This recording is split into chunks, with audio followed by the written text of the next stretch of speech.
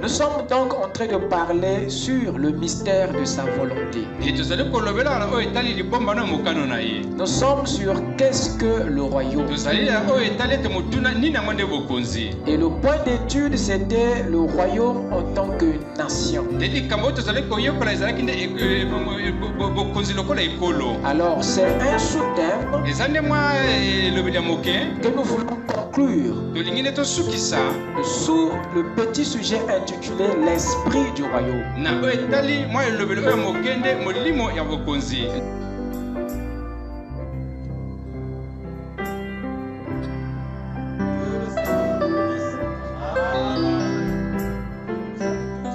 Au nom du Seigneur Jésus-Christ.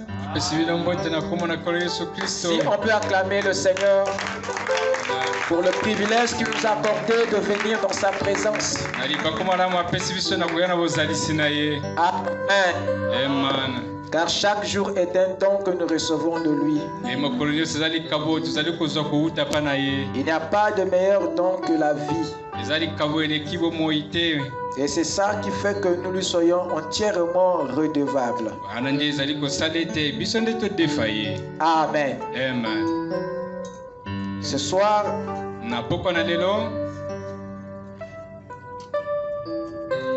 nous allons parler de lui encore une fois.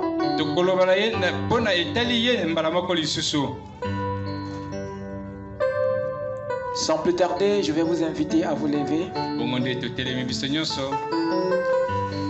pour lire les Saintes Écritures. Nous allons lire à deux endroits. D'abord dans 1 Corinthiens chapitre 2.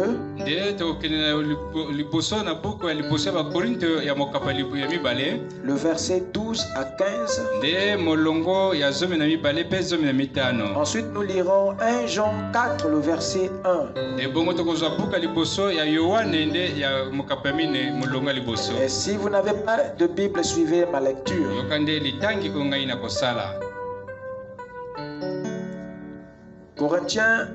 1 Corinthiens 2, 12 à 15.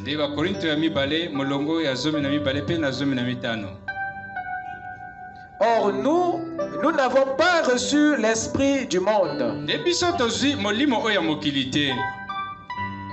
mais l'esprit qui vient de Dieu, afin que nous connaissions les choses que Dieu nous a données par sa grâce. Et nous en parlons non avec des discours concernant la sagesse humaine,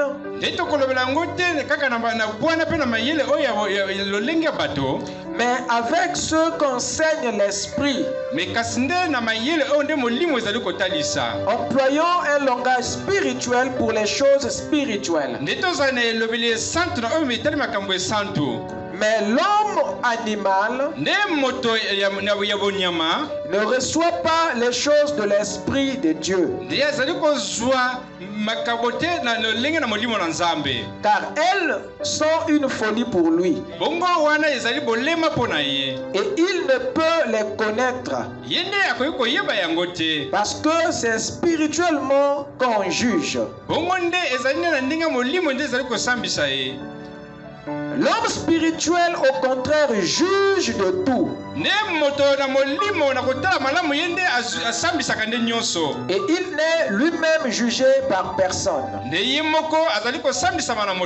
L'homme spirituel, au contraire, juge de tout.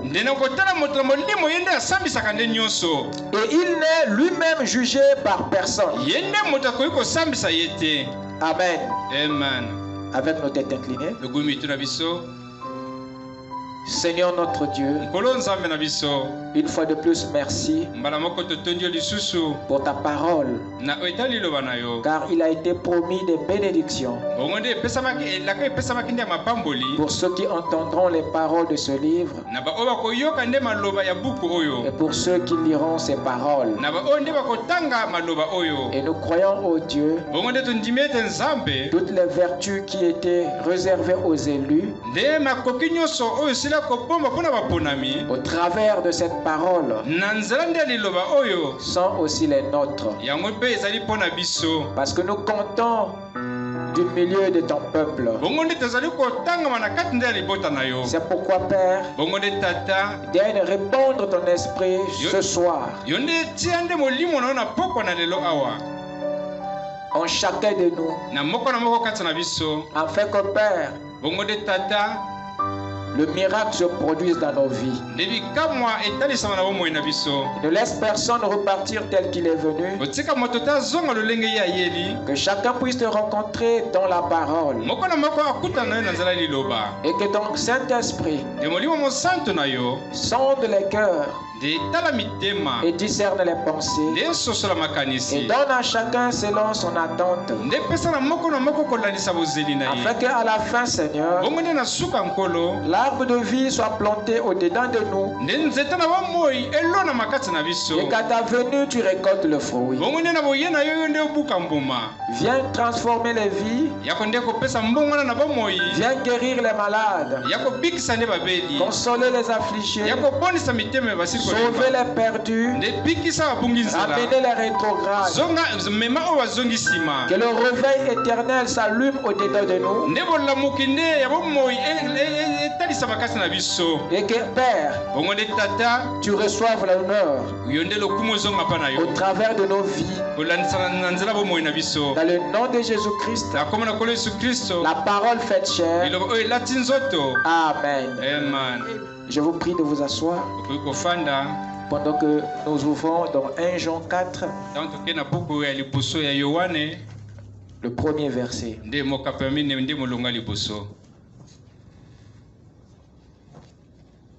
Bien-aimés, n'ajoutez pas foi à tout esprit, mais éprouvez les esprits pour savoir s'ils sont de Dieu. Car plusieurs faux prophètes sont venus dans le monde. Bien-aimés, n'ajoutez pas foi à tout esprit, mais éprouvez les esprits pour savoir s'ils sont de Dieu, car plusieurs faux prophètes sont venus dans le monde. Amen. Que le Seigneur ajoute ses bénédictions à la lecture de sa parole. Amen. Ce soir, par la grâce du Seigneur, nous allons essayer de fermer la conclusion. Bien que c'est difficile. Amen. Nous l'avons laissée ouverte. Essayons quand même de fermer. Toutes les fois que nous laissons ouverte, et l'Esprit continue à parler. Et ce soir, j'aimerais vraiment dire ce qui est sur mon cœur, afin de passer à autre chose. Et les autres éléments, le Seigneur pourra nous les donner en avant. Amen. Nous sommes donc en train de parler sur le mystère de sa volonté.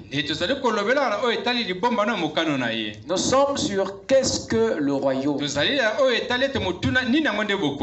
Et le point d'étude, c'était le royaume en tant que nation.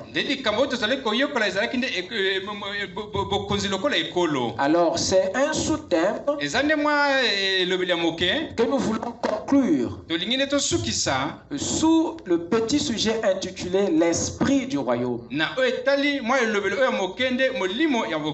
L'esprit du royaume. Amen. Je vais donc commencer par la déclaration de l'apôtre Paul. Déclaration qu'il nous a donnée dans Éphésiens 3, versets 14 à 15.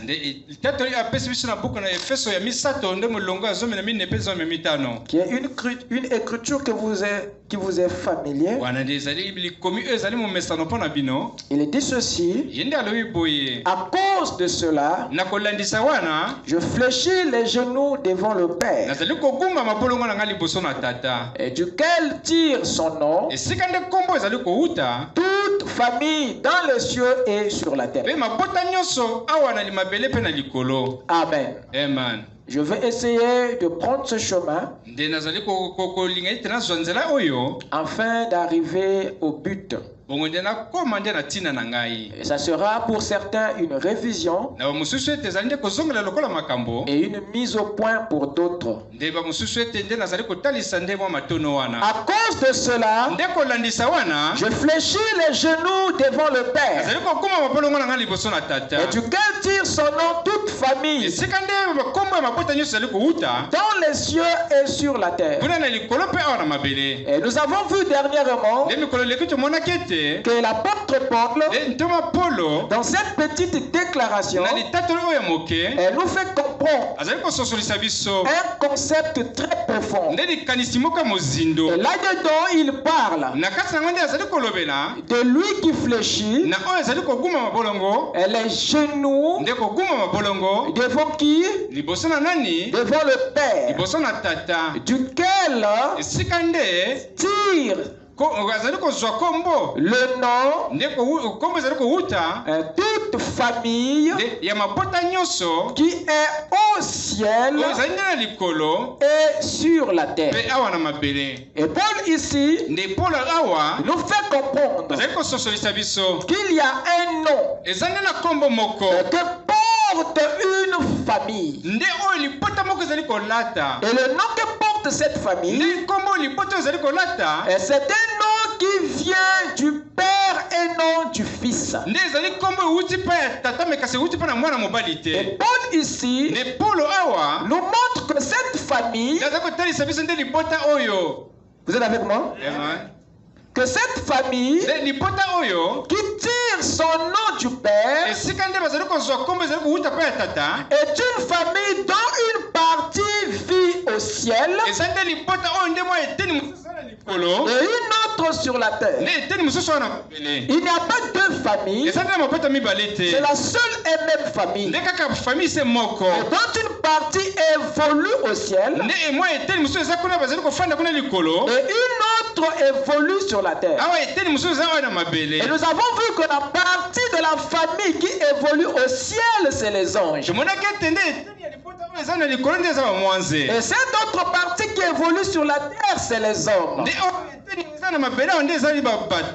bien, ces deux entités de la famille portent un nom qui vient du Père et non du Fils. Et nous avons vu que le Père en hébreu signifie Abba, qui veut dire source. Donc le nom que cette famille porte, c'est la source. C'est le nom de la source. C'est le nom de ce qui a produit tout. Même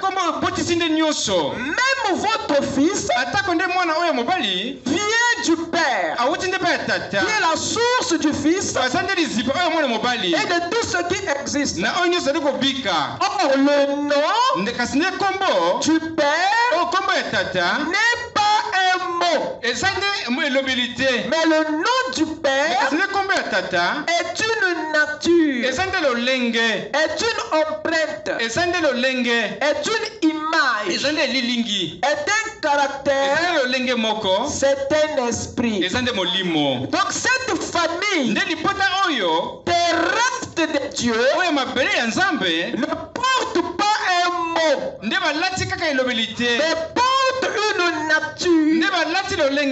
Quelle nature porte-t-il? C'est la nature de la source, la nature de la chose d'où ils sortent, la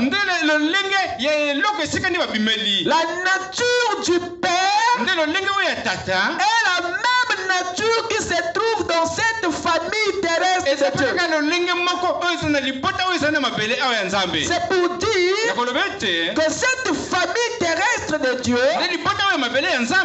ils ne sont pas fils de Dieu parce qu'ils portent le nom chrétien. Mais ils sont fils de Dieu parce qu'ils ont Dieu en eux. Parce que dans la logique de la création, la créature doit avoir les mêmes ingrédients que la source d'où il vient. Et comme les arbres viennent de la terre, il est évident que les arbres soient la terre. Donc s'il faut connaître la vraie nature de l'arbre, c'est que tout arbre est la terre. Parce qu'ils viennent de la terre, il est évident que la terre soit dans l'arbre. Et c'est des eaux que viennent les poissons. Il est évident que l'eau soit dans les poissons. Et vous portez les traits de votre mère, les oreilles de votre père. C'est parce que vous sortez d'eux comme votre source. Alors nous avons vu que le Fils de Dieu n'est pas le corps, mais cet esprit qui est en vous. Et lui, il porte la nature du Père. Parce que c'est de lui qu'il vient. Et la Bible dit, Dieu créa l'homme à son image, selon sa ressemblance. Et cet homme esprit était venu de Dieu. Et sa nature n'est pas un mot. Mais sa nature est un caractère. Donc cette famille de Dieu, on ne les reconnaît pas par le mot. On ne les reconnaît pas parce qu'ils portent un nom de mots. Mais le nom qu'ils portent, c'est la nature même de Dieu. Oh, il s'avère que cette famille terrestre de Dieu a été infiltrée par des gens, par des esprits qui portent le nom des fils de Dieu, mais qui n'ont pas Dieu en eux. Nous avons vu ici un groupe qui porte le nom de chrétiens, mais qui n'ont pas Christ en eux. Et beaucoup pensent qu'on devient chrétien en portant ce nom. Or le nom n'est qu'un mot. Il veut rien dire. Aussi longtemps que vous n'avez pas l'esprit. Parce que le vrai sens d'un nom, ce n'est pas le mot, mais c'est la nature. C'est l'esprit. À quoi bon être chrétien lorsque Christ, l'esprit, n'est pas en vous? Raison pour laquelle Jésus a dit, on ne reconnaît jamais un arbre par son nom, mais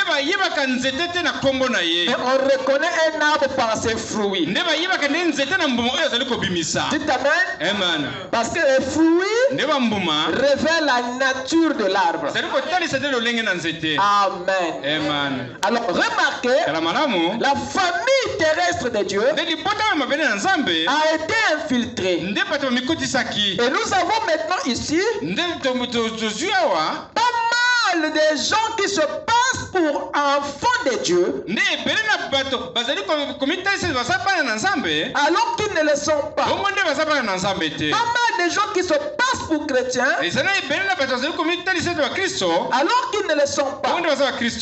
Mais nous sommes figés parce que nous vivons dans cette même confusion. Les gens aujourd'hui sont désarmés. On n'arrive pas à faire la différence. Nous avons perdu le discernement. Nous avons perdu le jugement. On n'arrive pas à identifier ceux qui le sont de nom et ceux qui le sont de nature. L'Église a perdu un outil. Vous m'écoutez? Amen. Aujourd'hui, on ne sait même plus. C'est quoi finalement un chrétien? C'est quoi réellement être un chrétien? Et le prophète ici nous fait savoir. Et donc, question et réponse. Numéro 3, paragraphe 309. Ici, il nous parle en d'autres termes. Il dit ceci: souvenez-vous toujours. Ça, c'est le prophète qui le dit. Souvenez-vous toujours. C'est-à-dire, chaque fois, vous devez vous référer à ceci. Souvenez-vous toujours. Vous êtes les enfants de Dieu. Et vous êtes d'une famille royale. Vous écoutez ce qu'il dit? Souvenez-vous que vous êtes des enfants de Dieu et vous êtes d'une famille royale. Vous êtes de sang royal. Il n'y a pas de meilleur sang au monde que le vôtre. Amen. Et le sang dont il parle ici, c'est pas le sang physique. Il parle ici du sang spirituel. Parce que maintenant, dit Paul, nous ne connaissons personne selon la chair, sinon selon l'esprit. La connexion entre les enfants et leur père, c'est une connexion spirituelle. Les gènes qui vous identifient au père sont des gènes spirituels. Il n'y a pas de meilleur sang au monde que le vôtre. C'est vrai. Un son royal montre ce qu'il est. C'est ce qu'il est. Il est royal. Madame dit que tous ceux qui croient ils disent Amen. Oui, monsieur. Montrez ce que vous êtes. Je suis un fils de Dieu. Je suis un fils du roi. Et ma femme est une fille de roi. Remarquez ici, le prophète nous identifie au fils d'un monarque, au fils d'un roi. Il ne nous identifie pas à une religion. Il dit que nous appartenons à une famille, à une nation. Il ne nous attribue pas à une religion. Alors cela nous fait réfléchir. Pourquoi? Parce que le chrétien, c'est une créature religieuse. Mais au milieu de ça, il y a des vrais fils de Dieu qui le sont d'esprit et de caractère, mais qui sont confondus au faux, qui le sont des noms. Or, il y a une différence entre un chrétien et un vrai chrétien. Le chrétien n'est pas fils de Dieu. C'est le vrai chrétien qui est fils de Dieu. Vous avez là une créature de la religion et vous avez là un fils du royaume. Vous avez deux créatures différentes. Et lorsqu'ils se rencontrent dans la religion, vous ne pouvez pas les identifier. Voilà pourquoi aujourd'hui, les gens ne savent pas ce que c'est un vrai chrétien. Et nous l'attribuons à la religion, alors qu'il y a un autre qui n'a rien à voir avec la religion, mais qui appartient à un royaume, à une famille royale, mais à un autre qui appartient à une religion, à un système, à un mouvement. Dites Amen. Qu'est-ce que nous dit Frère Branham? Écoutez mes chers amis. Et dans les images de Christ, le prophète dit ceci. À partir de 47. En effet, le mot chrétien signifie semblable à Christ, le refléter. Or, cela ne signifie pas que nous devons porter une longue barbe.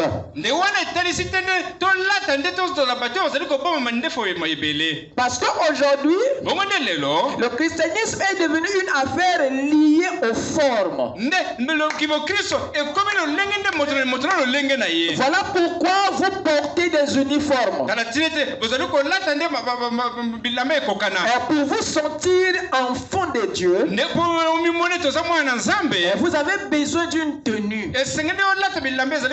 Raison pour laquelle les religieux s'identifient par les uniformes. C'est pour satisfaire un désir.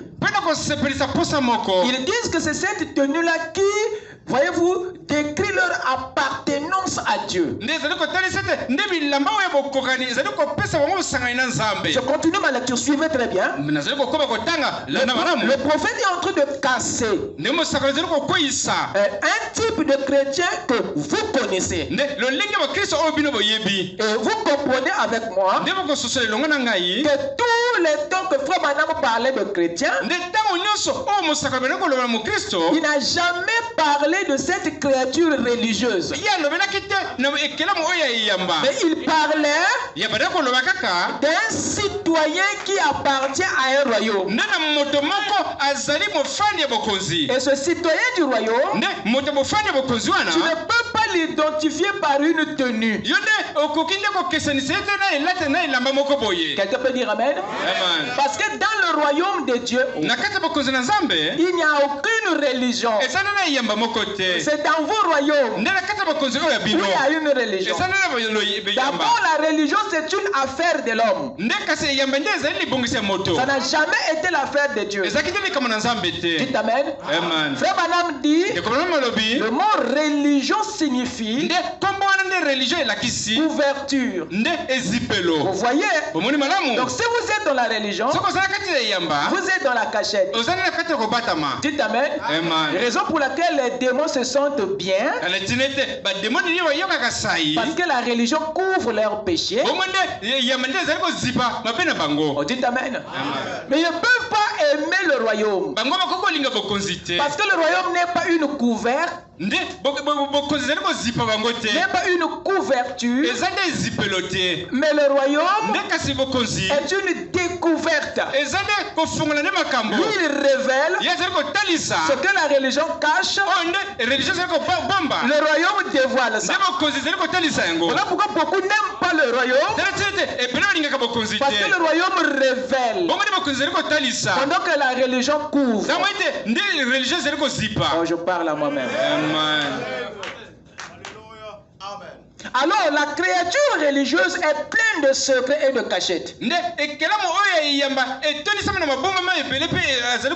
Parce qu'il est à l'image l'image de son mouvement.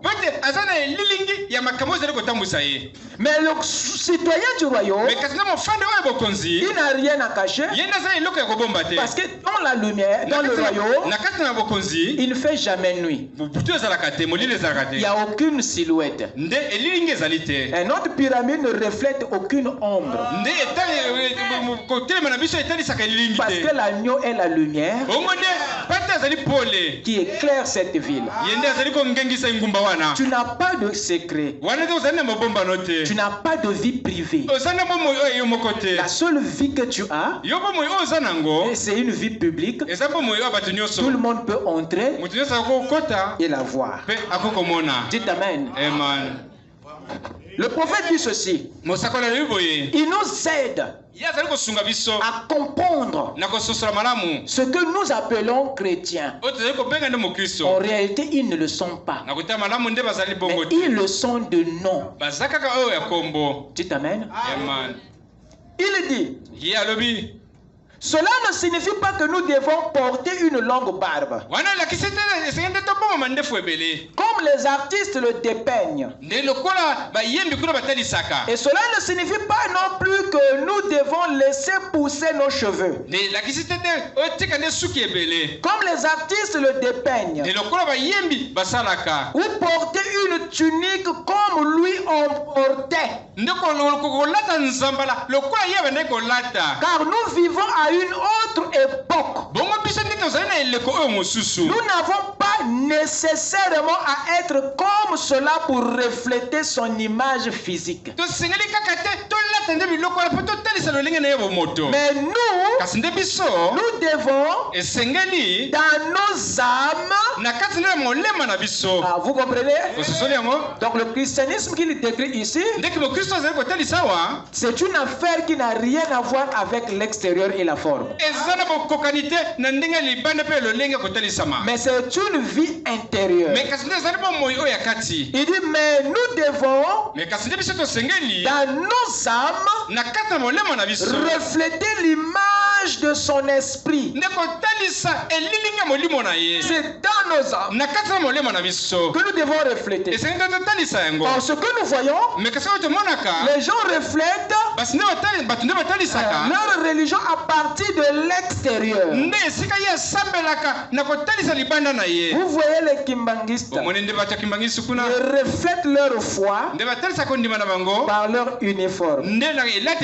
Quand tu vois les zéphirins, ils reflètent par leur uniforme. Vous comprenez que leur affaire, c'est une affaire extérieure. Ils s'identifient par une forme. Ils veulent que vous comprenez qu'ils sont spirituels à partir de ce qu'ils mettent au dehors.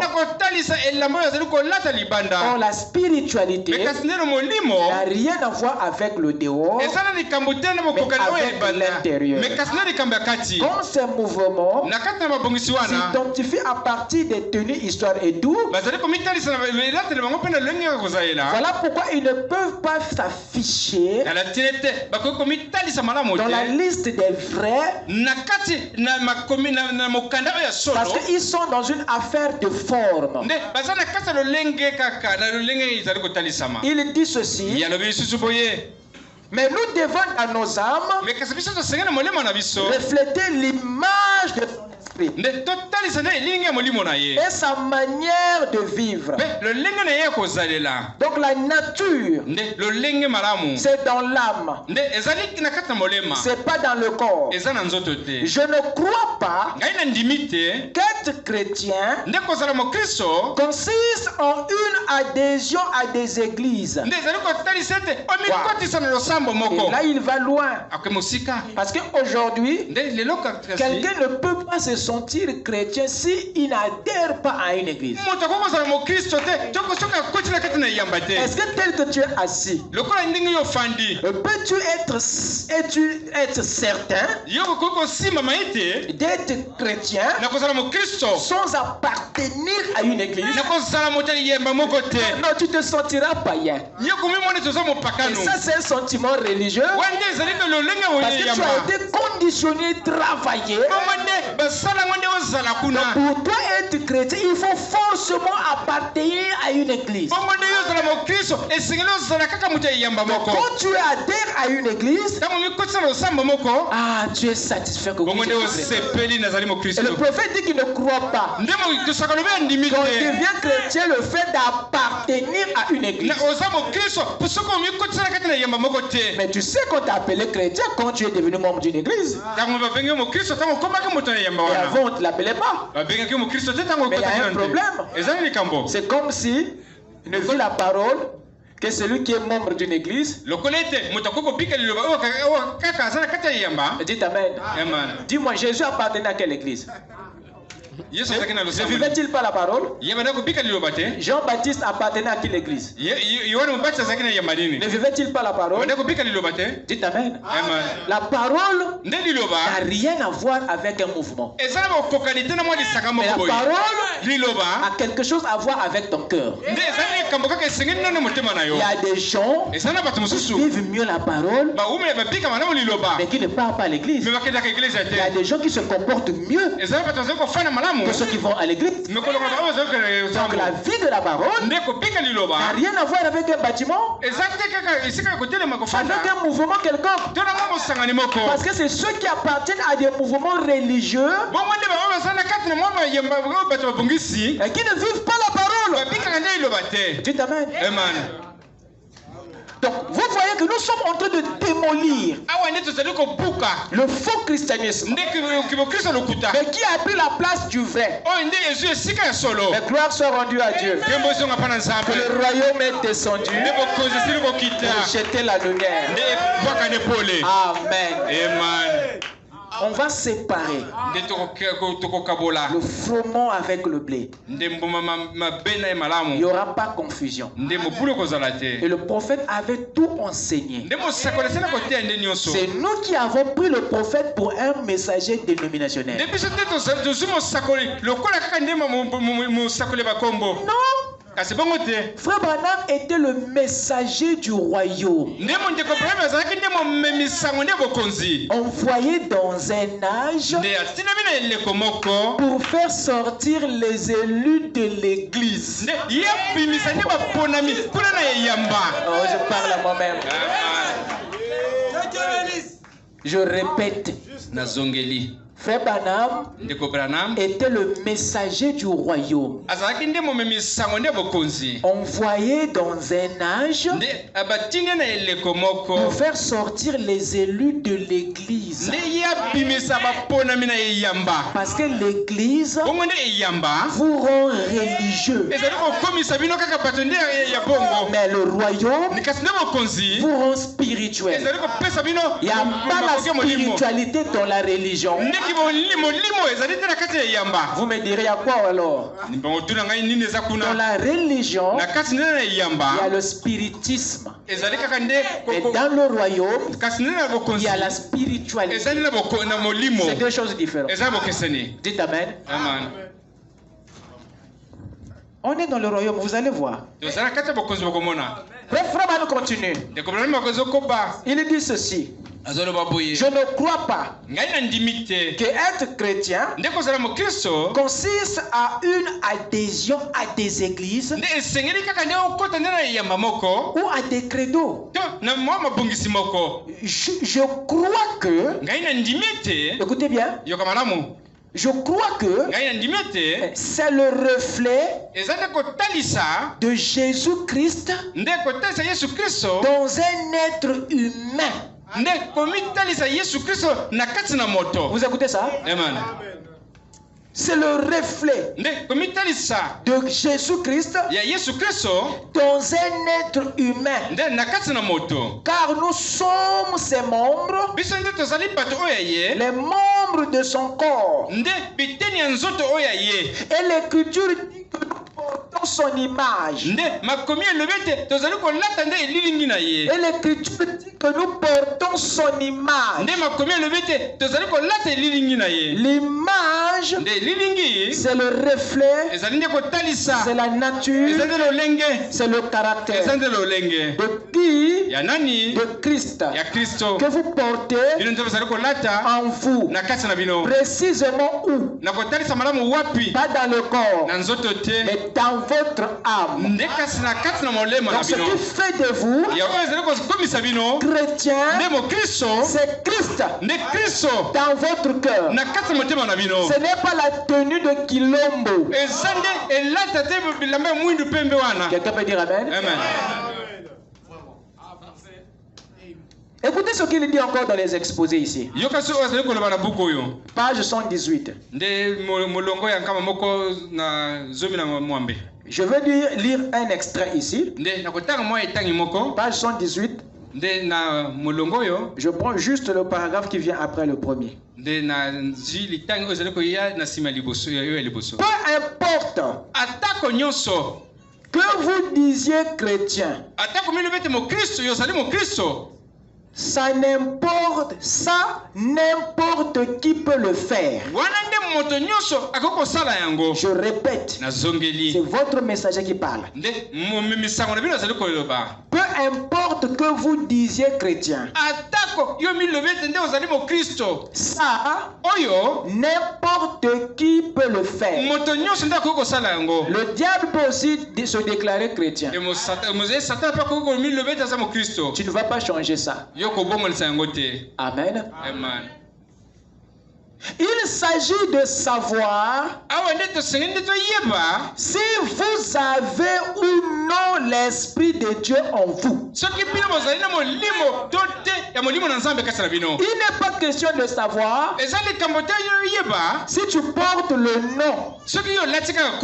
Mais si tu portes l'Esprit. Oh, l'Esprit, c'est la vie, c'est la nature derrière le nom. Les gens aujourd'hui préfèrent se contenter du nom,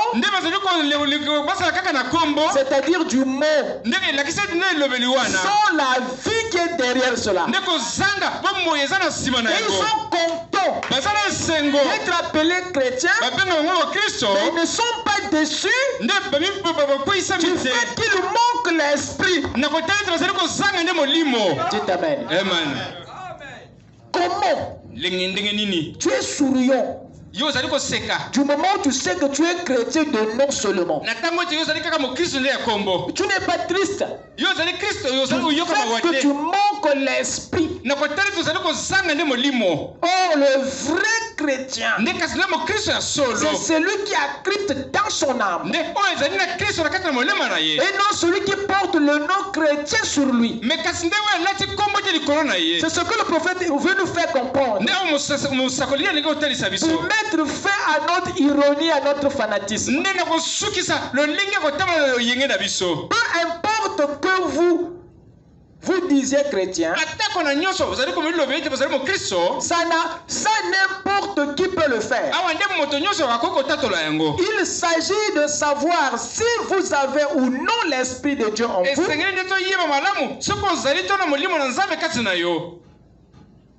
Car sans cet esprit, vous êtes réprouvés. Vous ne lui appartenez pas. Dites Amen. Amen. Nous sommes ici dans la famille terrestre de Dieu. Il y a ceux qui ont le nom sans l'esprit. Il y a ceux qui ont l'esprit. Dites Amen. Amen. Et nous sommes mêlés ici. Nous sommes confondus. Et ce qui nous pose du tort, c'est les ramassis, les infiltrés, ceux qui se disent juifs, mais qui ne le sont pas. Dites Amen. Maintenant, comment allons-nous faire pour protéger la famille de Dieu? C'est là où l'ordre divin intervient. Il y a un ordre qui nous a été donné. Voyez-vous, un ordre qui nous a été donné. Qu'est-ce que c'est? Écoutez le prophète. Je suis dans le discernement de l'esprit. Paragraphe 11.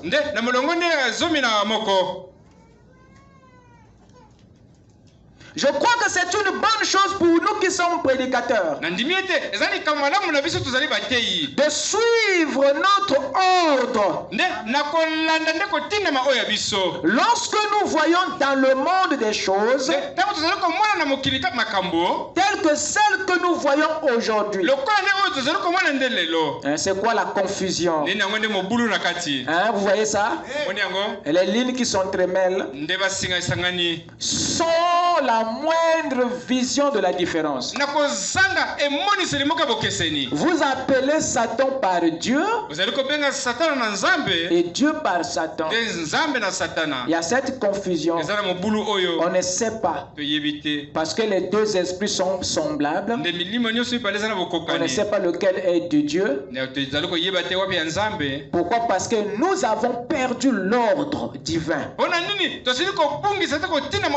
Et c'est à cela que le prophète nous rappelle. Il dit ceci: nous avons reçu un ordre. Un ordre de Dieu. C'est de discerner les esprits,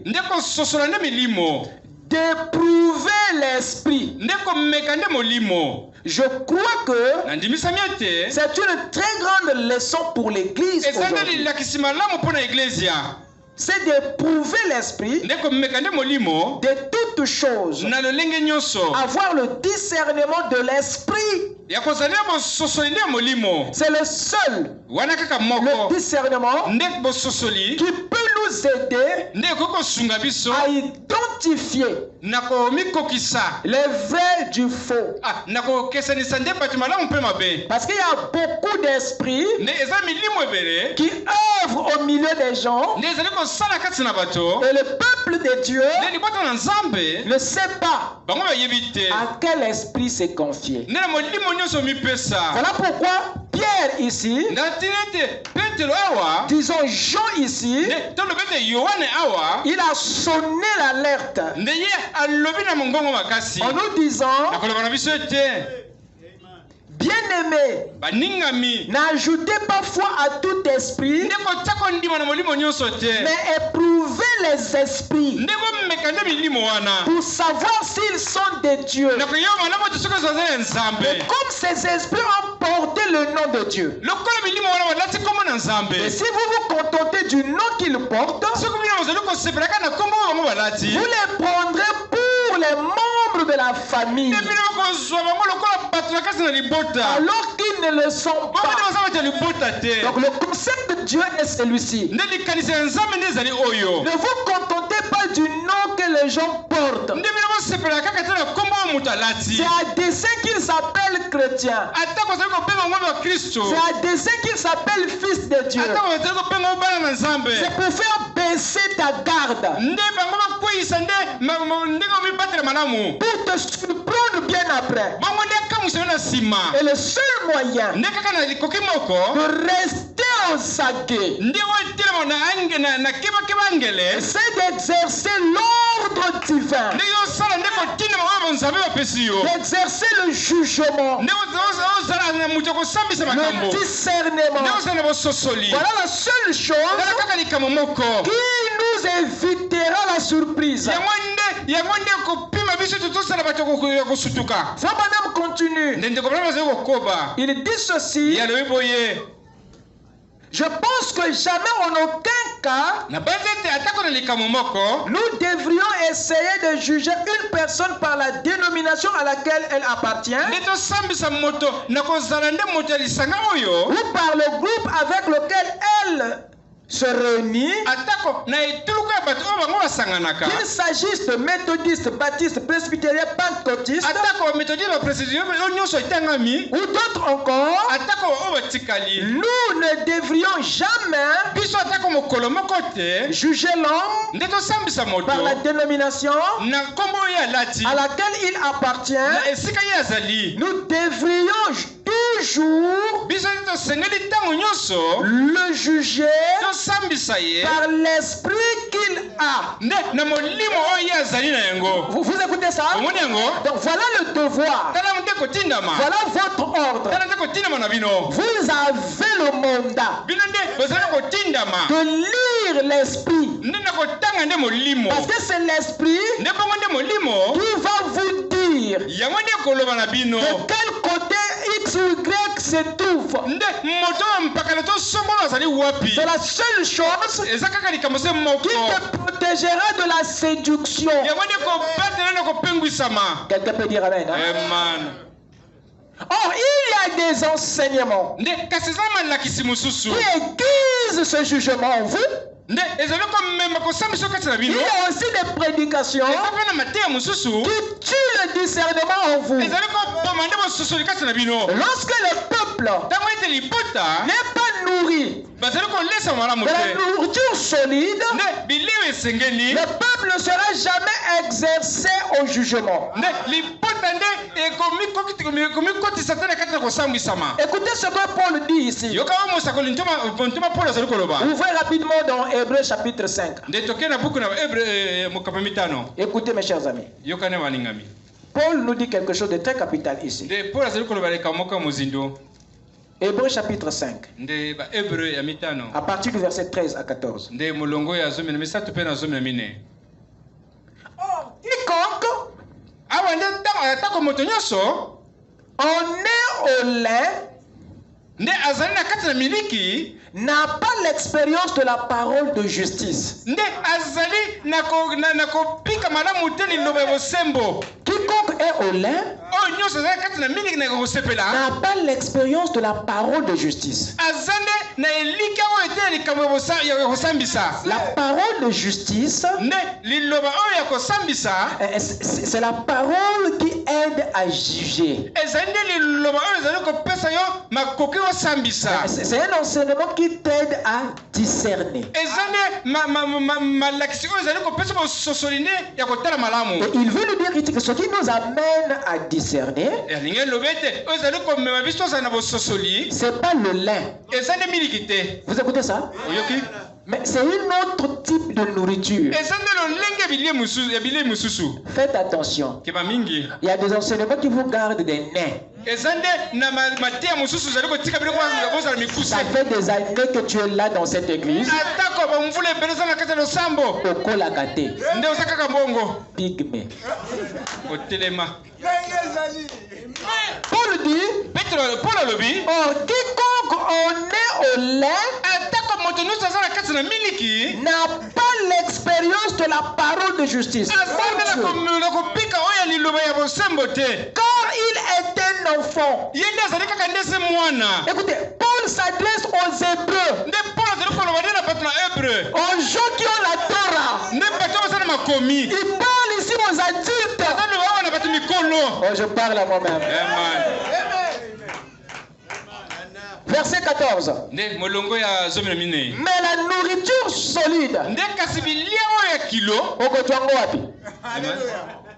Mais la nourriture solide est pour les hommes faits. Pour ceux dont le jugement est exercé par l'usage à discerner ce qui est bien et ce qui est mal.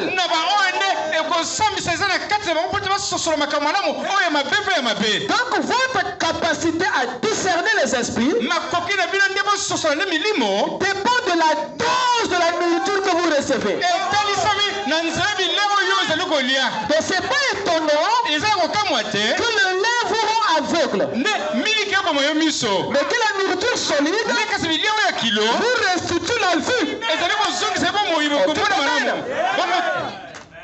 Ce discernement-là est produit par une qualité de nourriture. Et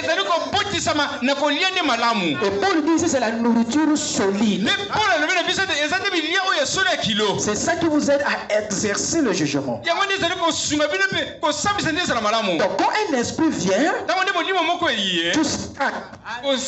tu sais déjà que ça c'est un esprit.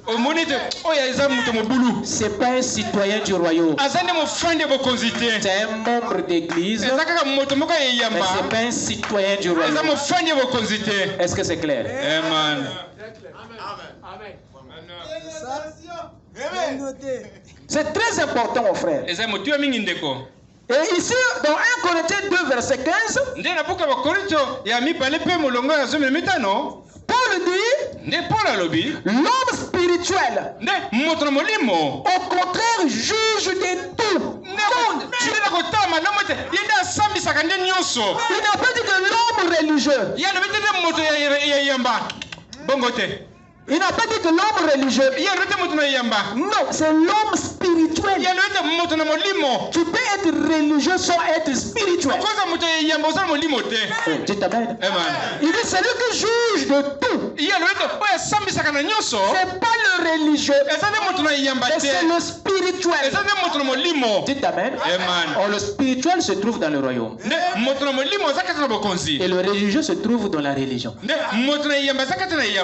celui qui juge de tout. Pourquoi il juge de tout? Parce qu'il a la prudence du serpent et la simplicité de la colombe. Il doit juger parce qu'il a un héritage à protéger. Votre héritage n'est pas une concession physique. Votre héritage, quelqu'un peut dire amen? C'est le royaume.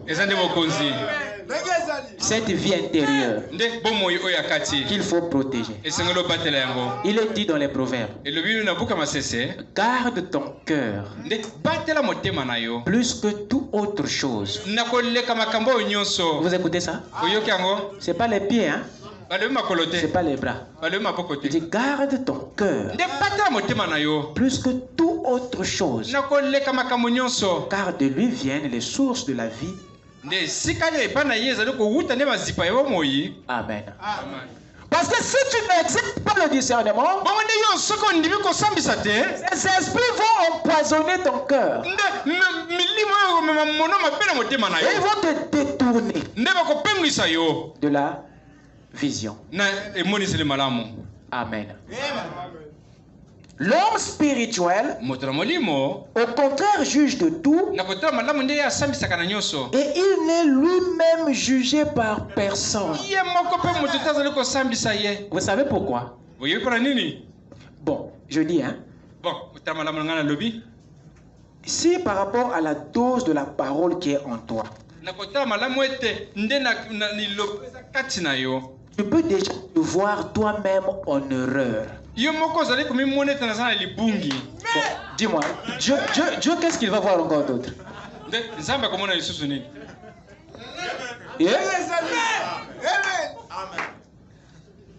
Parce que le vide dans les gens, mais c'est ça qui les rend insensibles au péché. Tu te dis que le diable tel verra la chose. Le prophète tel verra la chose. C'est lui qui passe à côté. Écoutez, c'est pas le fait que quelqu'un prêche la parole comme moi qu'il a le Saint-Esprit. L'erreur que vous faites, vous nous donnez le Saint-Esprit par le fait qu'on se tient devant vous. Écoutez, dans le royaume, c'est pas comme ça. Vous dites amen. C'est dangereux.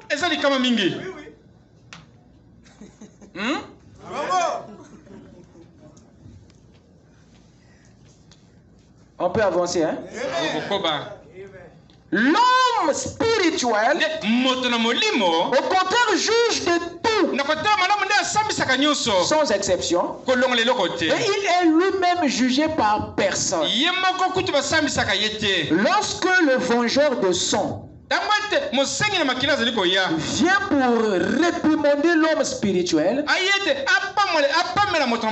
quand il arrive ici trop tard, le gars avait déjà vu son péché, le gars s'est repenti, et Christ a fait l'expiation, et le père n'a plus le boulot. Il se dit, mais comment il a su? Christ dit, c'est moi qui ai fait le boulot. Dites amen. Voilà pourquoi tu n'attendras pas le pasteur pour mettre ta vie en ordre.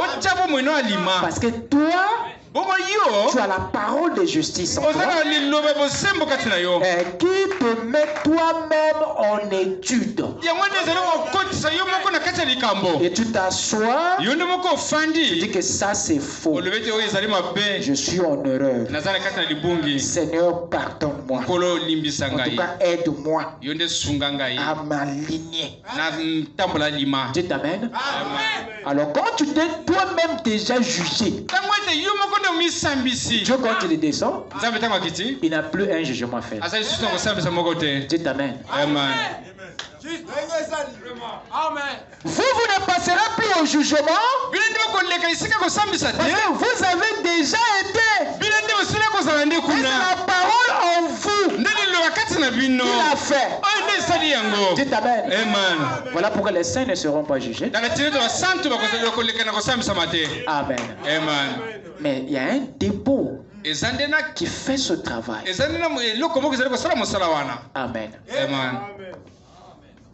Et si nous n'amenons pas ce dépôt-là, si on n'amène pas cette nourriture solide, votre discernement ne sera pas fortifié. Vous ne serez pas capable de voir au travers de l'arbre. Vous ne serez pas capable de lire au travers de la chair. Parce que si c'est les esprits qu'on doit discerner, ça veut dire que ton œil doit aller au-delà de la chair. On me dit amen.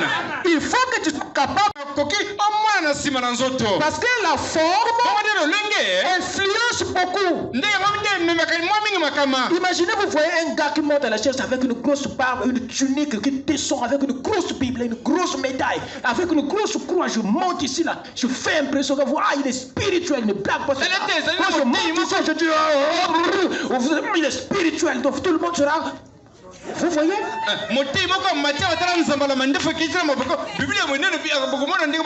Et vous avez dit le pasteur a le power, le power. Un escroc. Mais comment tu vas le sanctionner? Tu dois voir au-delà de ces sultans, au-delà de ces croix, il faut que tu vois l'esprit. Sinon tu seras victime des impresarios. Voilà pourquoi les dénominations sont remplies. Dites amen. Ils sont bourrés des signes. Ici, là, Dieu est descendu. Vide et macro. Et les gens sont là pleins. Amen. On était dans ce mouvement hier. Mais plus aujourd'hui. Parce que le dépôt est descendu. Et le discernement a été exercé. Amen. Les élus ne seront point séduits. Il a dit que mes brebis connaissent ma voix. Parce que la voix du maître est en vous. Vous ne suivrez jamais un étranger. Les gens pensent que la brebis c'est la créature la plus idiote. Or la brebis c'est la créature la plus intelligente. Vous savez pourquoi? Parce que sa tête c'est le berger. Donc son intelligence ne se trouve pas chez lui. Son intelligence se trouve chez Christ. Donc c'est Christ qui pense pour lui. Comment tu vas tromper une personne? Dites amen. Dans la sagesse et entre les mains de Christ. Oui, c'est Christ qui discerne par lui. Aucune brebis, aucun agneau ne porte son fardeau.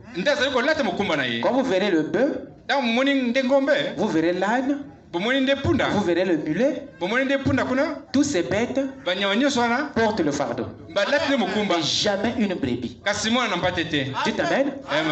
Quand il devient paysan, c'est le berger qui le porte.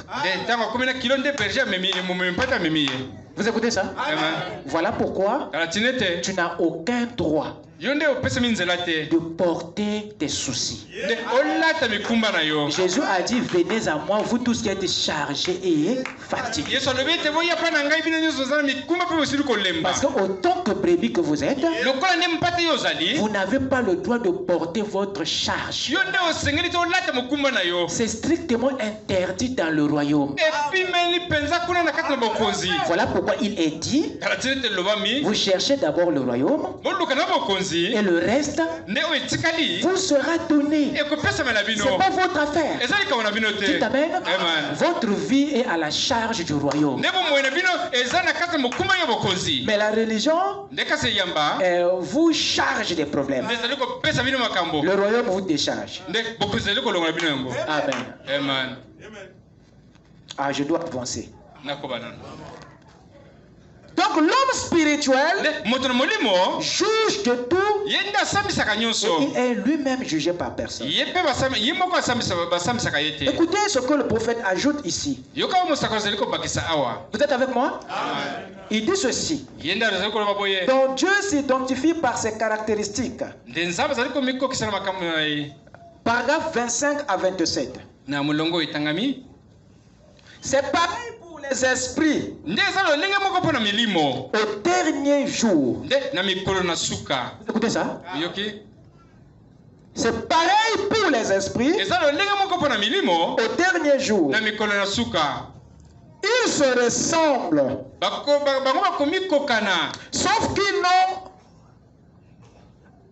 sauf qu'ils ont une caractéristique qui les identifie. Un esprit est dans le vrai et l'autre est dans l'erreur. Et on peut les identifier par leurs caractéristiques. On peut identifier l'esprit de Dieu par sa caractéristique. N'est-ce pas vrai? L'esprit de Dieu est l'esprit de l'Église. Il y a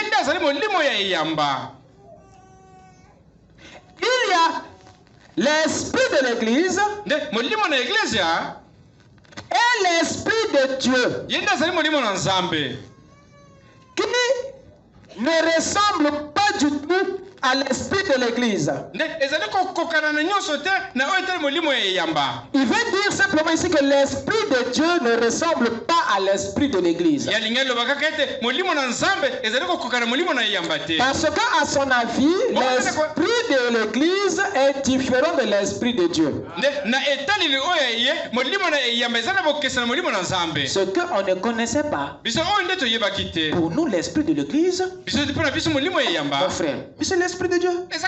L'Église, frère. L'Église. Oh, Jésus a dit il bâtirait son Église. L'esprit de l'Église, c'est l'esprit de Dieu. Frère. Oh. Frère Madame dit l'esprit de l'Église n'est pas l'esprit de Dieu.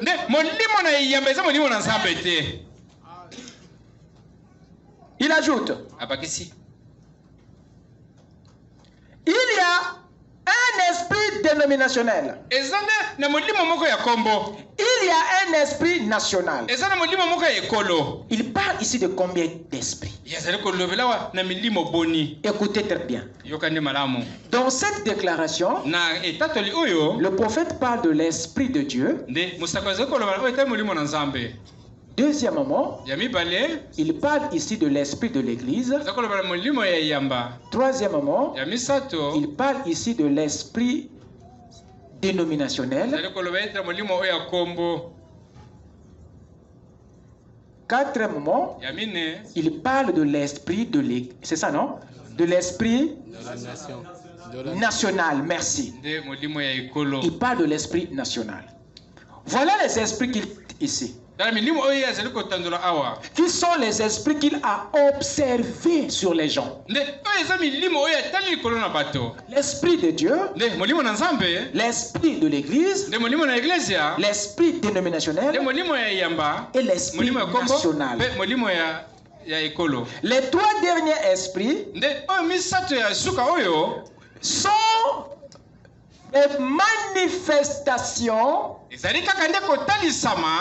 de l'esprit antichrist. Ce ne sont que les formes d'un seul et même esprit. L'esprit de l'Église n'est pas l'esprit de Dieu. L'esprit dénominationnel n'est pas l'esprit de Dieu. L'esprit national n'en est même pas un. Mais ce sont là les manifestations de l'antichrist. Ce qui revient à dire qu'il y a des gens dans la famille qui servent Dieu non avec le Saint-Esprit, mais ils servent Dieu avec l'esprit de l'Église. Ils servent Dieu avec l'esprit dénominationnel.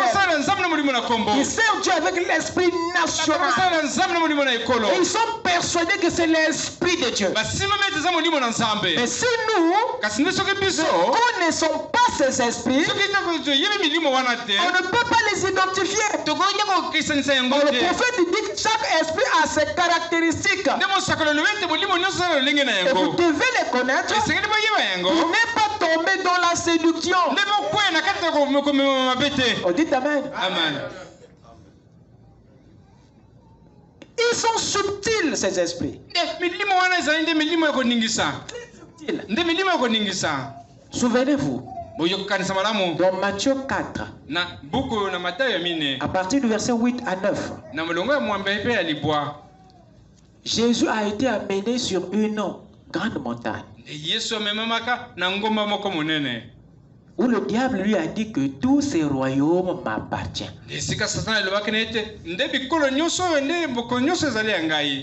Ils t'appartiendront si tu m'adores.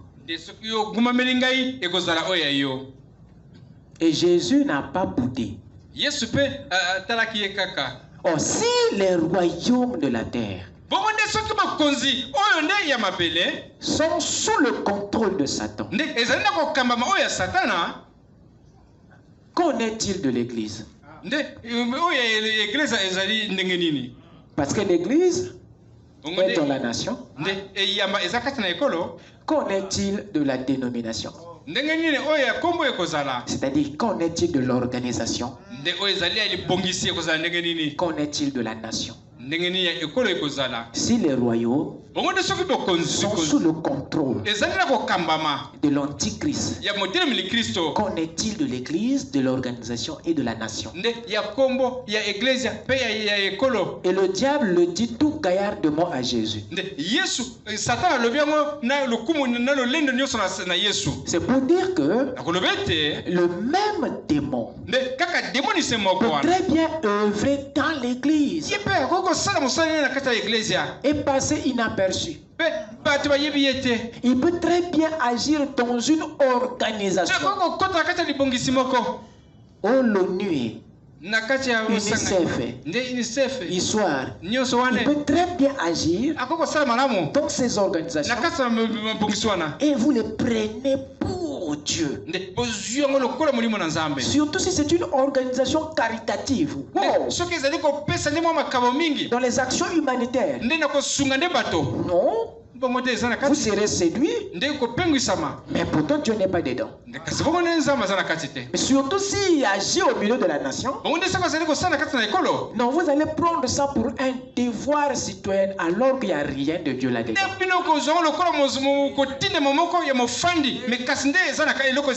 Le prophète Branham dit que Martin Luther King Jr. a commis une grave erreur en pensant défendre quelque chose qui est dit du droit. Et il a amené son peuple au martyre. Donc ce sont des choses qui sont bonnes, mais qui ne sont pas justes.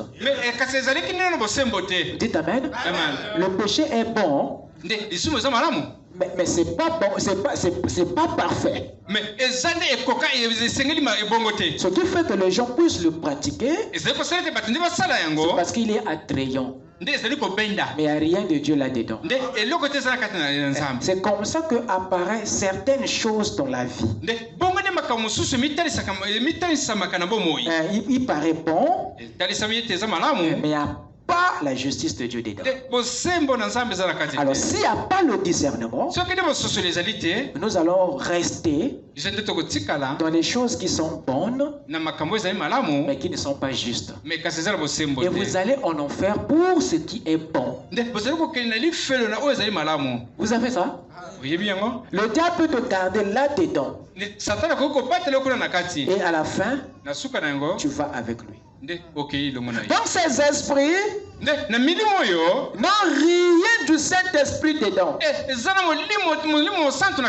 Raison pour laquelle il nous est demandé de les discerner. Nous avons parlé de l'esprit national dernièrement. Nous avons dit que l'esprit national c'est l'esprit du pays. L'esprit qui t'identifie au reste des Congolais. C'est ça qui fait que tu te comportes comme le reste de tes frères congolais. Sans effort. Tu quittes le pays, tu vas sous d'autres cieux. Quand tu arrives, sans pourtant dire d'où tu viens, quelqu'un quand il te regarde, il dit que toi tu es congolais de Brazzaville.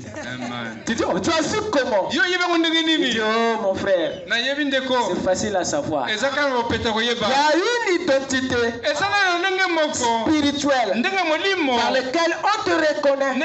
Il y a un comportement, il y a une attitude qui est commune à tous. Dites Amen. On peut te remarquer par la façon de t'habiller, par ta façon de parler. Ils savent que les gens de l'Afrique de l'Ouest, leur parler est comme ceci. Dites Amen. Facilement quand tu es devant, tu sais que ça c'est l'Afrique de l'Ouest. Ça c'est l'Afrique centrale. Et Frère Madame dit que partout où il est parti, il y a eu un esprit national. En Allemagne, il y a un esprit allemand. En Amérique, il y a un esprit américain. Au Congo, il y a un esprit congolais. Amen. Et cet esprit-là, c'est l'esprit populaire. Vous naissez avec. C'est les esprits des localités, des régions d'où vous venez. Et c'est ça qui se traduit par votre culture. Même les choses que vous mangez, ce qui fait que quand tu vas ailleurs, ton esprit réclame ça. Par ton alimentation, on peut savoir de quel coin tu viens. Parce qu'on sait que il n'y a qu'un groupe de gens à tel endroit qui mange ça. Amen. Et l'esprit national était un esprit très dangereux. Vous savez pourquoi? Parce que cet esprit te fait dire ce que tous les Congolais disent, sans pourtant que ça soit vérifié et sans pourtant que ça soit vrai. Cet esprit te fera faire, te fera comporter comme le reste de tes citoyens. Sans pourtant que ce comportement-là soit aussi correct. Raison pour laquelle Dieu, quand vous venez à lui, il casse ça. Parce que cet esprit peut compromettre les devoirs du royaume. Pourquoi? Parce que l'esprit national, c'est un esprit qui te fait conformer à la majorité. Tout le monde le fait. C'est comme les Congolais agissent. Tu rentres dedans. Sans pourtant que ça soit juste. Beaucoup sont dedans. C'est cet esprit-là qu'on appelle par la tendance générale.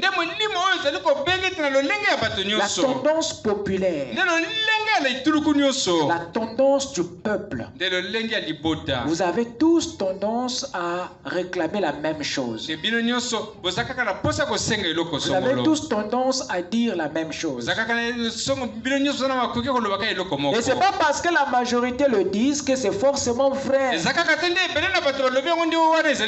Mais l'esprit de la nation, quand il tombe sur toi, il te fera croire pour vrai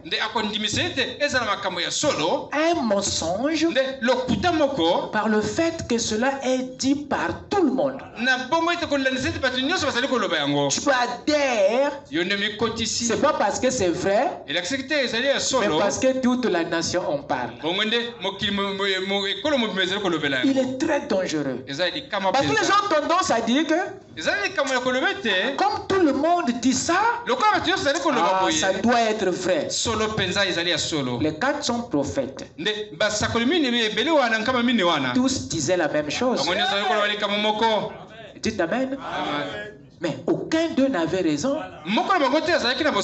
Mais c'était une grande séduction. Dieu avait une réunion au ciel. Il a dit, qui enverrai-je pour séduire Akab? Les enfants qui étaient là au conseil n'ont pas pu trouver une bonne solution. Et c'est le diable qui est monté. Il a dit, maître, moi j'ai une solution. Je lui ai dit, explique. Il dit, mais c'est simple. Comment ça? Il dit, je vais répondre à un esprit national. Il dit, comment? Oh, mais je vais amener tous les hommes à dire la même chose. Et quand tous les 400 hommes diront le même évangile, alors Akab, et comme il a un penchant toujours vers la majorité, il va prendre ça pour vrai. Dites Amen. Dieu a dit bingo. Tu as des bonnes idées. Allez, va le faire. Il est descendu. Il a répondu la chose. Tout le monde commence à prêcher la même chose. Le Seigneur viendra. Le Seigneur viendra. Il va revenir. Et ceci, cela. Et Akab a dit, au moins, vrai évangile. Mais le Michel, quand il vient, il dit, oh non, il est déjà venu. Regardez-moi. Tu n'as même pas honte. Tu es le seul à le dire. Tout le pays dit qu'il viendra. Michel a dit, je n'ai pas sur moi l'esprit de la nation, mais j'ai l'esprit du royaume, l'esprit de la minorité. Amen. Et vous connaissez la fin de l'histoire. Et Sédécias et les autres, ils ont servi Dieu avec l'esprit national. Et ça venait d'où? Il y a un démon qui avait ça. Faites très attention de suivre les tendances populaires. Vous devez forcément bien voir si ça se marie avec le royaume. Si ça ne se marie pas, peu importe la majorité qui adhère à cette logique, restez avec la parole. Car l'esprit national n'est pas l'esprit de Dieu. Dites Amen. On ne sert pas Dieu avec ça. On le sert avec l'esprit du royaume qui est le Saint-Esprit. Dites Amen. Je vais rapidement passer. Prenons l'esprit dénominationnel. Qu'est-ce que c'est? L'esprit dénominationnel. Vous m'accordez quelques minutes? Merci. L'esprit dénominationnel, c'est l'esprit politique. L'esprit de l'organisation. C'est un esprit sectaire. L'esprit séparatiste. Qu'est-ce que c'est? C'est un esprit d'isolation. C'est-à-dire, cet esprit-là, quand ça tombe sur vous, il vous sépare des autres. C'est le même esprit que Frère Branham appelle par l'esprit nicolaïte. Un esprit qui sépare le clergé d'avec les laïcs. L'esprit dénominationnel, c'est un esprit qui divise pour régner. Il divise pour diriger. Voyez-vous, il écarte les autres pour gouverner. Quand ça tombe sur vous, il éloignera les autres pour que vous soyez seuls, grand et différent. L'esprit dénominationnel, c'est l'esprit de la séparation. C'est cet esprit qui sépare les frères pour des motifs de gouvernance, de grandeur, de différence. Ce n'est pas un esprit de Dieu. Parce que les motifs ne sont pas scripturels. Écoutez mes chers amis. Dans Matthieu chapitre Marc 9, à partir du verset 38, on nous raconte une histoire. Les disciples de Jésus, les Pierre et les autres, étaient allés quelque part. Vous me suivez? Je vais vous montrer l'esprit dénominationnel. Ils sont partis quelque part, et à leur grande surprise, ils ont vu un frère qui n'était pas avec eux.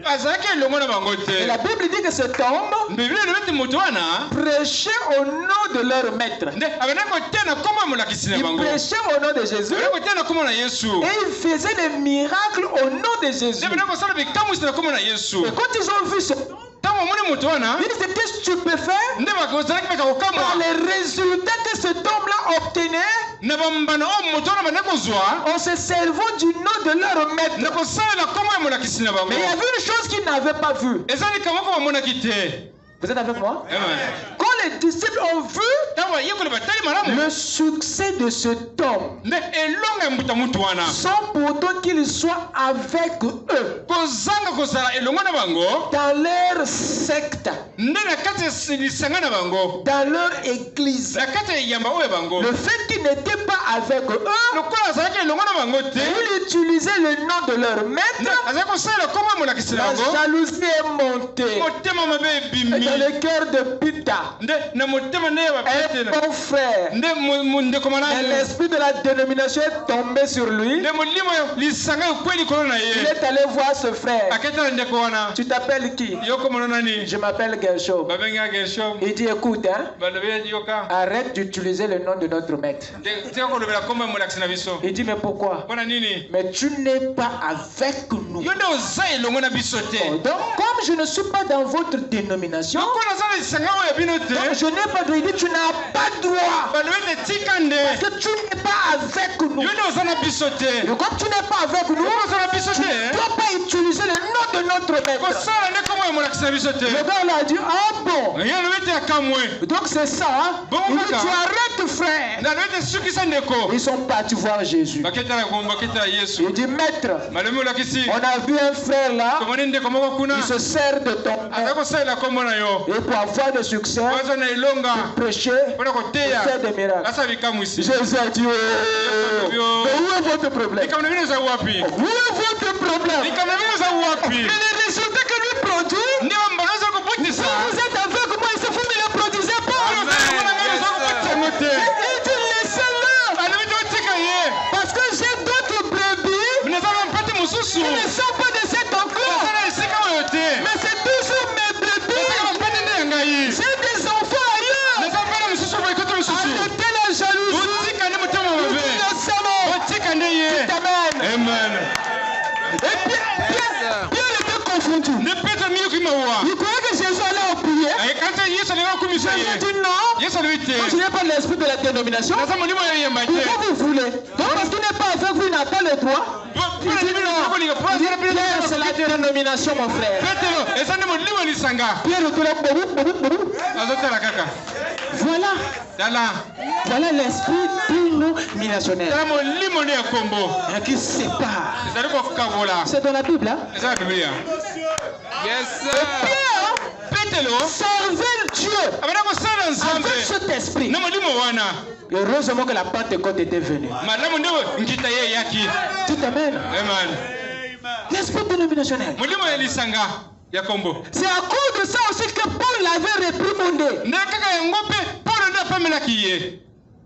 Quand il voit les païens, il fait semblant. Paul lui a dit Pierre, à quoi tu joues là? C'est quoi? Donc les hommes des nations ne sont pas des enfants de Dieu. Tu joues à quoi là? L'esprit dénominationnel. C'est pas l'esprit de Dieu. Et vous avez beaucoup de soi-disant chrétiens avec cet esprit. Et vous pensez qu'ils ont Dieu. Ils n'ont pas l'esprit de Dieu. Ils veulent vous séparer avec le Seigneur. Et qu'ils restent seuls. Mais pour ne rien produire. Jésus s'est même fâché. Vous venez, à peine là, vous n'avez pas réussi de chasser un démon épileptique. Jusqu'à quand je serai avec vous? Parce que Jésus savait qu'il doit arriver un moment où il doit partir. Mais vous n'arrivez pas. Vous avez mon nom. Et quand vous trouvez quelqu'un qui fait bien, il dit non. Celui qui n'est pas pour nous. Jésus était content de se faire. Et nous aussi, nous sommes contents de tous ceux qui, avec la nature et l'esprit de Dieu, même s'ils ne sont pas Athénès, il suffit qu'ils aient l'esprit du royaume sur eux. On va les soutenir. Dites amen. On n'a pas l'esprit dénominationnel. Non, monsieur. Et pas n'abissoter. Amen. Amen. Écoutez ce que Frère Branham dit. Donc Christ est le mystère de Dieu révélé. Appréciez-vous la parole? Yes, sir.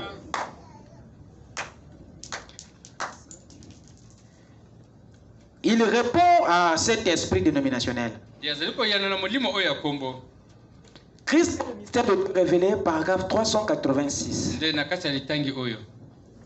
L'autre jour, un homme m'a dit, Nous étions debout en train de parler. Il a dit, eh bien, de quelle dénomination faites-vous partie? Il pose cette question à un citoyen du royaume. Mon frère Branham avait déjà senti l'origine, la source de cet esprit. Écoutez, je vais vous dire une chose. Il vous arrive souvent, tu marches quelque part, tu rencontres un frère ou une sœur. Et d'une manière ou d'une autre, et vous vous mettez à parler de la parole, et il se rend compte que tu as aussi du message. Remarquez comment est-ce que l'esprit dénominationnel agit. Aussitôt, avant d'aller loin avec vous, dans la communion, il va te demander, frère, tu es de quelle église? Cette question-là, ce n'est pas une question spirituelle, hein? C'est une question dénominationnelle. Fais attention que ton église ne figure pas dans les répertoires de la liste noire. Si tu es dans une église, qu'ils pensent qu'on prêche les fausses doctrines là-bas, dès que tu le dis, la mine du frère change. Automatiquement la communion s'arrête. Le frère descend du bus même si son arrêt n'est pas encore arrivé. Vous voyez le comportement? C'est ça l'esprit dénominationnel. J'ai rencontré ça beaucoup de fois. Et après un jour je me suis dit, mais comment est-ce que je peux traiter ça? Alors un jour je revenais d'Odiba et il y avait un frère dans la voiture. Il parlait de la parole, il parlait de la parole. Et après il a touché un point. Je lui ai dit, frère, je peux commenter? Il dit, non, il n'y a pas de problème. Je lui ai commenté, monsieur a commenté, il dit que... Frère, tu es dans le message. J'ai dit oui. Je me disais que non, ça suffisait pour que lui et moi on continue notre belle communion. Il dit, frère, dis-moi un peu, frère. Tu es dans quel tabernacle? J'ai dit, je suis dans le corps mystique de Christ. Il dit, ah, j'ai dit oui, oui, oui. Mais ce qui est le pasteur? J'ai dit, c'est Jésus-Christ qui est le pasteur. J'ai dit, comment ça? Jésus-Christ qui est le pasteur. J'ai dit, oui, oui. Et dans cette église-là, frère Branham est brebis. Nous tous on est brebis. Et c'est Jésus-Christ qui est le pasteur. Et je lui ai posé la question. Tu es dans cette église-là, oui ou non? Il dit, on dirait moi aussi je suis déjà. On peut continuer la communion? Il dit, oui, frère. Parce que je savais, si je dis, je suis d'arc-en-ciel tabernacle. Vous écoutez ça? Alors je commençais maintenant à les protéger pour qu'on reste ensemble. Mais ces gens-là vont toujours chercher, ils vont revenir. Non, je voulais dire que notre tabernacle, votre pasteur, j'ai dit, mon frère, tu n'as pas besoin de ça. Est-ce que quand on parle de la parole, tu ne te sens pas bien? Oui, je me dis, mais allons comme ça. Je crois le même prophète que toi, je crois le même Jésus que toi. Allons comme ça. Le reste, ça ne va pas nous faire du bien. Il faut insister, ton pasteur, c'est qui est ton église? C'est ça l'esprit de l'émission. Quand vous rencontrez les gens, ne traînez pas sur les tabernacles qui est ton pasteur. Ça va vous tuer. Dis-lui, je suis citoyen du royaume. Je suis dans le corps de Christ. C'est qui ton pasteur? Mon pasteur, c'est Jésus-Christ. Et le messager, c'est frère Branham. Tu le protèges. Et tu te protèges. Tu n'as pas besoin de dire que c'est Gershom qui est mon père. Tu n'as pas besoin. Si c'est un gars qui n'aime pas mes oreilles, c'est fini. Oh, je parle à moi-même. Nous connaissons ces esprits. Amen. Amen. Nous, on veut de la communion. Ce n'est pas les hommes qui nous réunissent, c'est la parole, c'est Christ.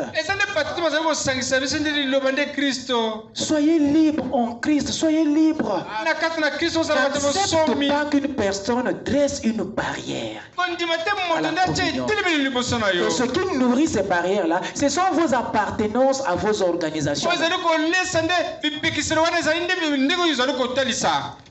L'autre jour, un homme m'a dit, nous étions debout en train de parler.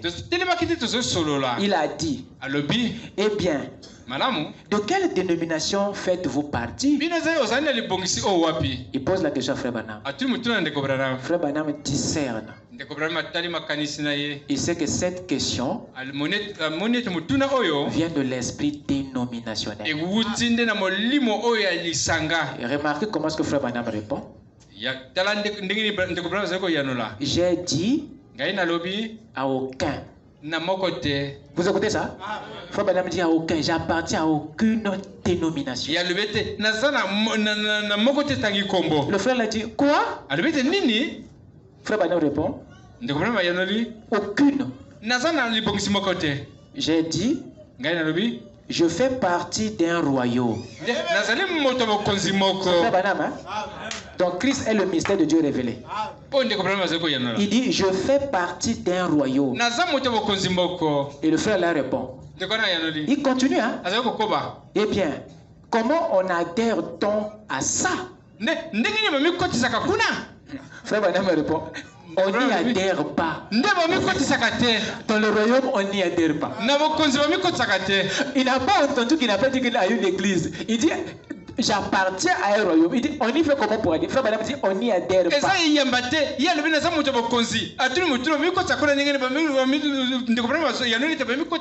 Il dit on y naît. Il répond, il dit de quel royaume s'agit-il? Il pensait que c'était il parlait du royaume uni, le royaume du Maroc ou le royaume d'Angleterre. Il pose la question, de quel royaume s'agit-il? Un charnel. Toutes ces questions, c'est parce que Frère Branham ne prenait pas la direction qu'il attendait. Il y a des frères et des sœurs qui sont comme ça. Aussi longtemps que tu ne prends pas son chemin là, il revient. C'est la dénomination. Voilà comment est-ce que Frère Branham répondait aux gens qui étaient loin de l'esprit dénominationnel. De quel royaume s'agit-il? Frère Branham dit, j'ai dit le corps mystique de Jésus-Christ. Il n'a pas dit Branham Tabernacle. Amen. Et c'est comme ça que nous devons répondre. Alors, le troisième, l'esprit de l'église. Qu'est-ce que c'est? L'esprit de l'église, c'est l'esprit fanatique, l'esprit religieux.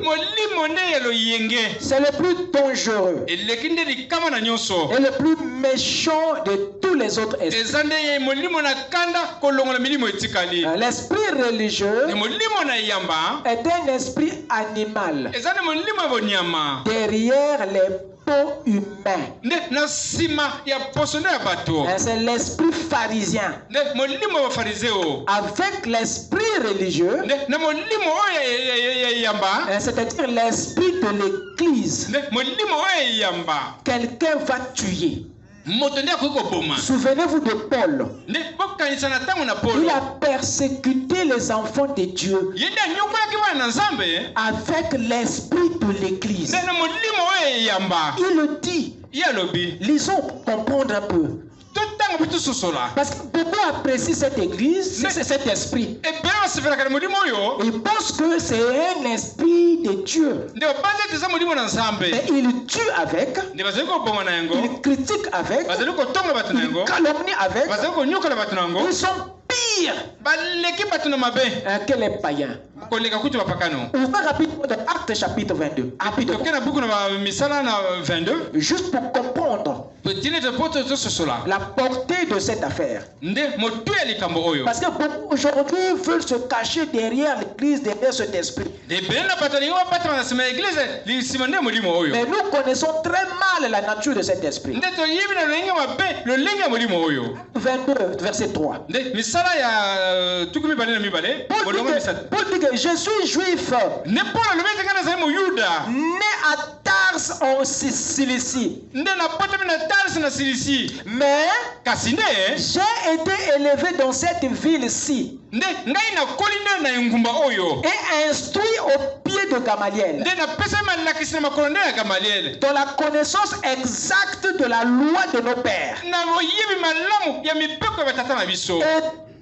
plein de zèle pour Dieu.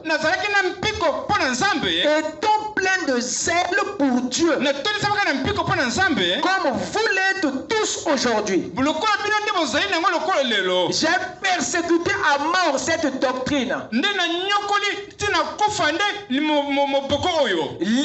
et mettant en prison les hommes et les femmes.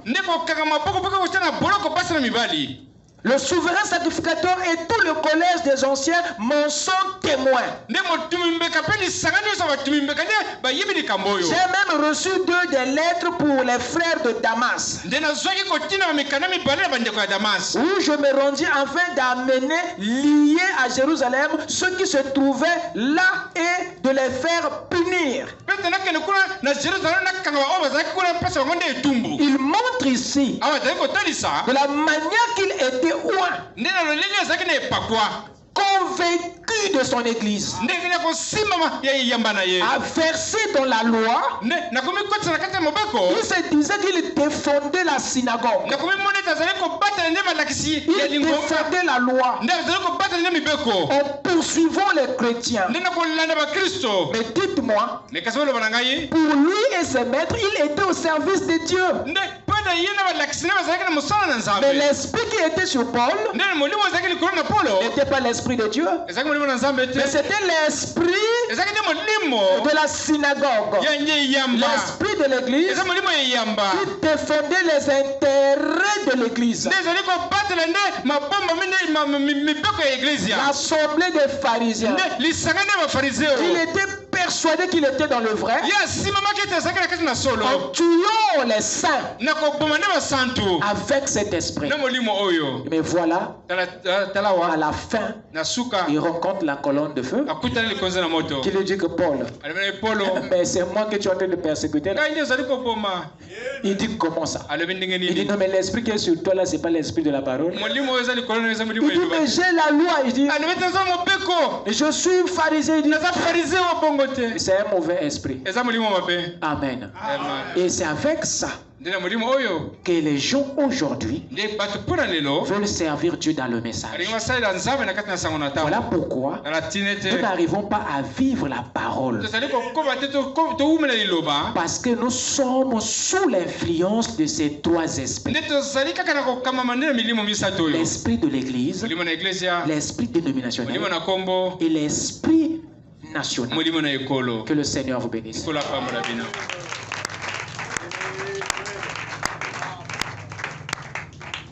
Amen. Amen. Le temps est parti. Vous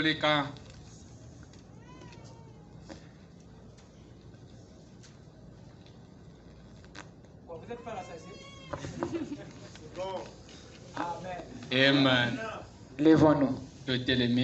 Nous allons continuer mardi. Nous allons aborder d'autres points plus importants avec nos têtes inclinées.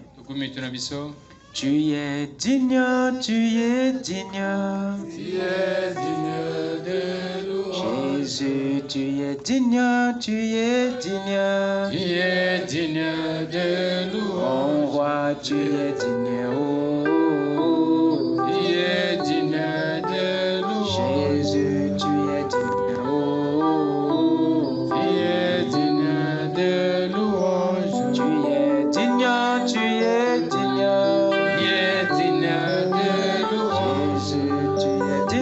tu es digne, oh. Tu es digne de louange. Tu es digne, oh. Tu es digne de louange. Jésus, tu es digne, oh. Tu es digne de louange. Que chacun puisse prier pour ce qui le concerne. Par rapport au conseil que l'Esprit nous a donné, à savoir que nous ne devons pas servir Dieu avec l'esprit de l'Église. Parce que l'esprit religieux est un esprit méchant, c'est un esprit animal, c'est un esprit mauvais. Nous ne devons pas le servir avec l'esprit national, même pas avec l'esprit dénominationnel. Dieu veut que nous puissions le servir avec son esprit à lui, même pas avec notre propre esprit, mais Dieu veut que nous le servions avec le Saint-Esprit. Raison pour laquelle il avait ramené le Saint-Esprit à la Pentecôte, parce que l'esprit qui était dans les apôtres était proche de l'esprit de l'Église, était proche de l'esprit de la nation, était proche de l'esprit dénominationnel. Dieu savait, tel que les apôtres étaient, ils ne pouvaient pas le servir si le Saint-Esprit ne venait pas sur eux. Raison pour laquelle il a fait descendre l'Esprit à la Pentecôte pour faire de tous de ses serviteurs. Demandons à Dieu d'annuler, de consumer ces mauvais esprits et de mettre sur nous son esprit pour bien le servir. Même notre génération, nous ne saurons pas le servir si nous n'avons pas l'esprit de Dieu sur nous. Raison pour laquelle tous les rois étaient d'abord oués par Dieu avant de le servir lui et la nation. Parce que Dieu aimerait que nous le servions non avec l'esprit de l'Église, non avec l'esprit dénominationnel, non avec l'esprit de la nation, mais avec son esprit à lui. Raison pour laquelle il a répandu sur nous le Saint-Esprit afin que nous puissions le servir. Nous puissions le servir lui et notre génération. Prions tous.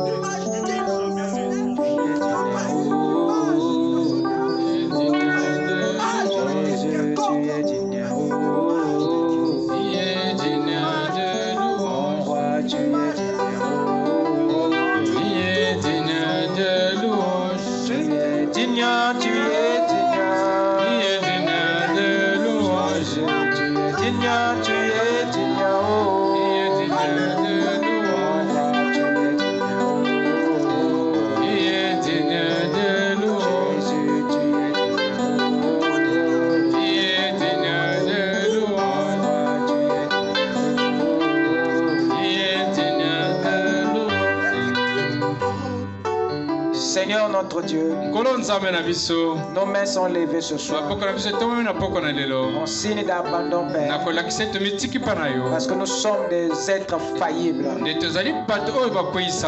en toi seul, il n'y a pas l'ombre d'une variété.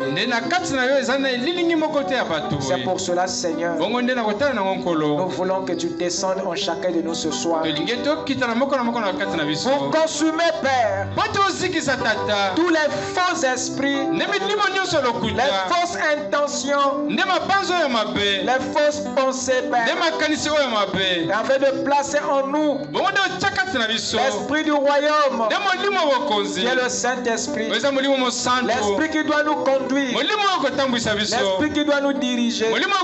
C'est cela, Seigneur, notre désir. Nous nous souvenons, Seigneur, un jour un homme, il s'appelait Nicodème, et il savait que, Père, qu'il y avait personne qui pouvait faire ce que tu faisais. Ainsi l'Esprit de Dieu n'était pas en lui. Mais cet homme, Seigneur, avait peur des autres citoyens. Il était loin de l'esprit de la nation, qui l'empêchait d'être différent. Il était tombé dans la popularité, alors que le cœur lui disait d'avancer. Il était obligé de venir un soir auprès de Jésus, parce qu'il avait peur d'agir le jour, de peur que, Père, les autres puissent le qualifier. Et il avait réussi à briser cet esprit de la nation. Il est venu voir Jésus. Jésus lui a dit, Nicodème, si tu restes avec cet esprit de la nation, si tu restes avec cet esprit de l'église, si tu restes avec cet esprit dénominationnel, tu ne pourras pas mieux servir le Seigneur. Puisses-tu naître de nouveau et reçois l'Esprit de Dieu, afin qu'à partir de là, tu puisses servir Dieu. Oh Dieu, nous voulons ce soir une véritable nouvelle naissance, un véritable baptême du Saint-Esprit. Cet esprit qui va ôter de nous la dénomination, qui va ôter de nous la religion, qui va placer en nous l'amour agapao, afin de servir les intérêts du royaume. Laisse que chacun, Seigneur, soit immergé dans ton amour. Ne laisse pas le diable, Père, avoir le dessus sur ton peuple. Purifie nos pensées, Père. Enlève toutes sémences d'amertume. Et puis, Seigneur, nos fardeaux être enlevés. Je te demande, Seigneur, d'affranchir chaque homme, chaque femme ce soir. Accorde-le, Père. Alors nous nous remettons entre tes mains. Seigneur, mets chacun de nous, Père, dans cette rivière de sang qui a été tirée des veines d'Emmanuel. Reçois-nous dans ta présence, Seigneur. Et nous croyons que, Père, nous sommes ces serviteurs que tu as toujours cherchés, qui vont te servir avec l'Esprit de Dieu. Accorde-le, Seigneur. Que les malades soient guéris, Seigneur. Que les affligés soient consolés. Que les perdus soient sauvés, Père. Que les rétrogrades soient ramenés à la vie. Et que toutes les semences mortes ressuscitent, Seigneur. Père, tu connais les désirs enfouis dans le cœur.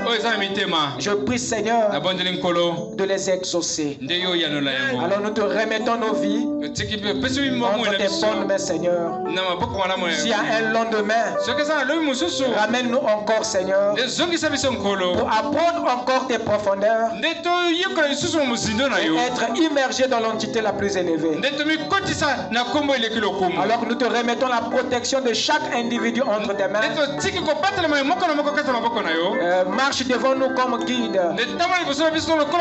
Derrière comme protecteur. Et en nous comme source de vie. Bénis les dîmes et les offrandes. Et sanctifie ton peuple. Alors nous t'avons ainsi prié dans le nom qui ne faillit jamais, le nom qui est respecté dans toutes les dimensions, le nom qui est craint par tous les esprits, le nom du Seigneur Jésus-Christ, notre Rédempteur. Amen. Que le Seigneur vous bénisse. Allez dans sa paix. À nous revoir mardi. Amen. N'oubliez pas l'heure. Nous avons été légèrement en retard aujourd'hui. Soyez à temps. Shalom.